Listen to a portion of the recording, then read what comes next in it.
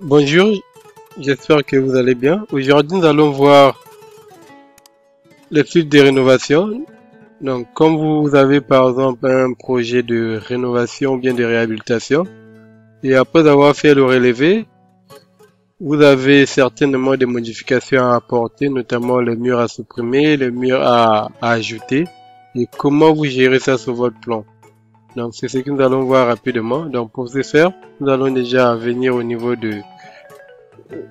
d'ici pour activer le flux de rénovation. Donc, une fois on a ça, ça va nous permettre de gérer nos éléments à supprimer ou bien à ajouter. Donc là, par exemple, comme vous êtes ici, vous êtes à l'état existant. Ici, vous êtes sur l'état à démolir. Ici, ce n'est pas activé.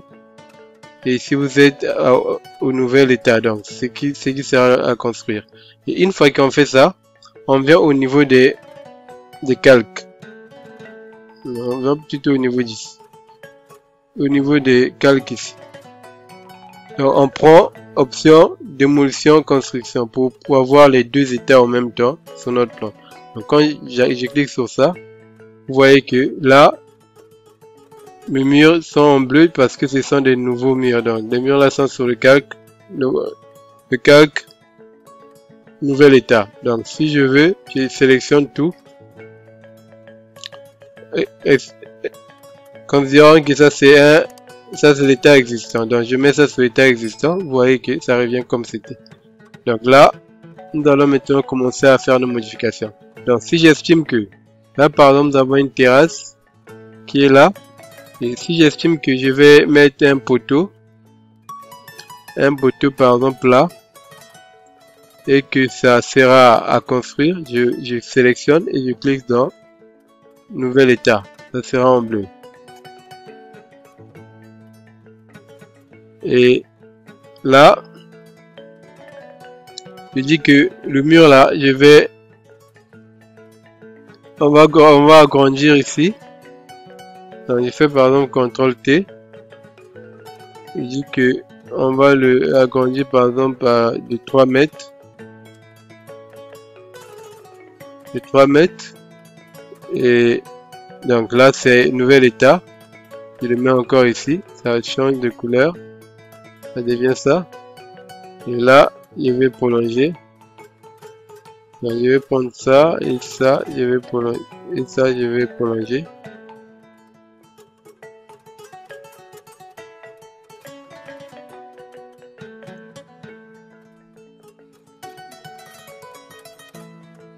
Donc, on va sélectionner ça. Ça, on fait ça. Ça passe. Et là, on va couper. On va couper ça dans ce sens. Et ça aussi, on met à l'état de nouvel état.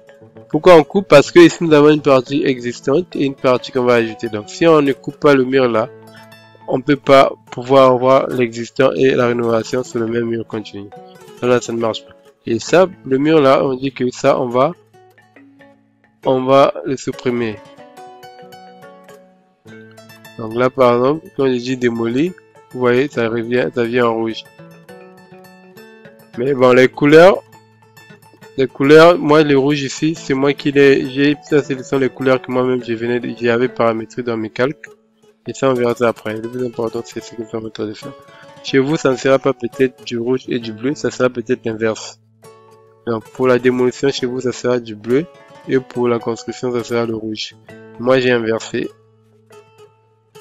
C'est bon, c'est que moi, je veux.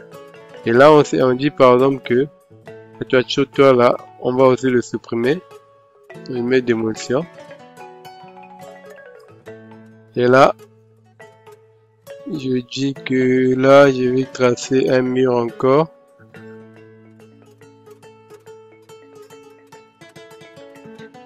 Et ça, le nouvel état. Et la fenêtre là sera démolie, vu qu'il y a un mur qui vient là. Donc ça va démolir. On fait démolition et construction. Et on va placer une porte par ici. Une porte par là. On va le mettre ici. Et donc, la porte aussi, je vais le mettre nouvel état. Nouvel état.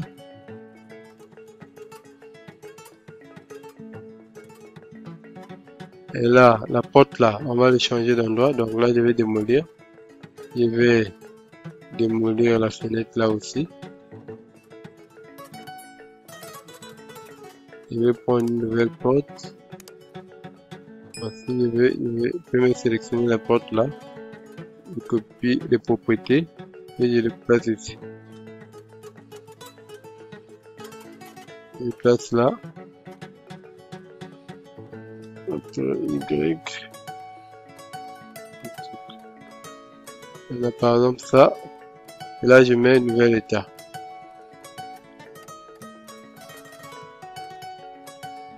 J'ai mis à démolir. Là, je mets ça, nouvel état. Donc là, j'ai fait des rénovations. Maintenant, si je vais maintenant filtrer par les éléments, je peux filtrer rien que par nom existant. Oui, à l'état existant, j'ai ça. À l'état démolition, après démolition, j'aurai ça. Donc, on va revenir à l'état existant. L'état existant, on a ça. Si on va en 3D, vous voyez, en 3D, on a ça. Ça, c'est l'existant que nous avons. Et si je reviens en plan, je prends une démolition. Ça, lorsqu'on fait la démolition. Donc, si je vais en 3D, vous allez voir qu'après démolition, on a ça. Vous voyez, donc ça s'affiche en jaune et en rouge. En jaune. Donc, ce qui est en jaune, ce qui est en surbrillant, c'est ce que nous allons démolir.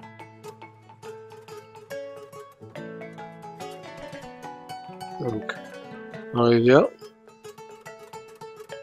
Et quand j'ai fait, par exemple, après démolition, lorsqu'on démolit, qu'est-ce qu'on a après? On va en 3D, vous allez voir que donc, quand je vais en 3D, vous voyez, une fois qu'on démolit, on a ça. Donc ça vous permet de vraiment montrer l'état de chaque phase de votre projet.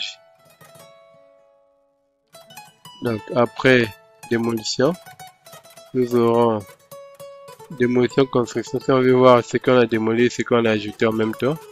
Donc là, je vais agrandir ma truc.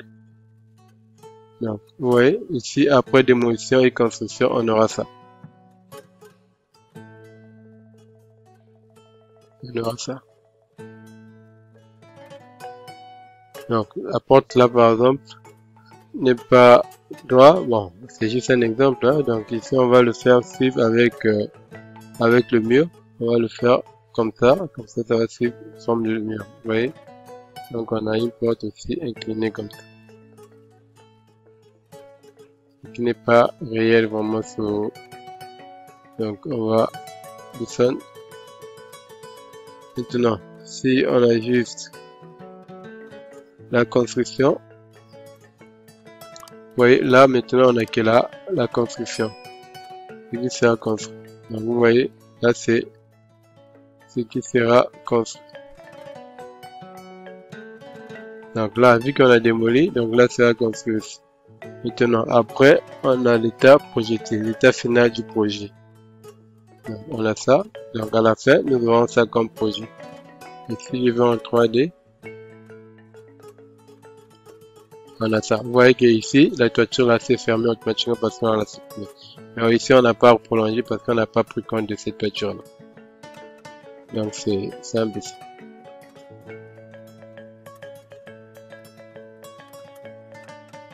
Donc j'espère que vous avez appris quelque chose. Et une fois que vous avez fait ça, après vous pouvez venir faire vos mises en page, mais on verra les mises en page bien après. Merci d'avoir suivi cette vidéo.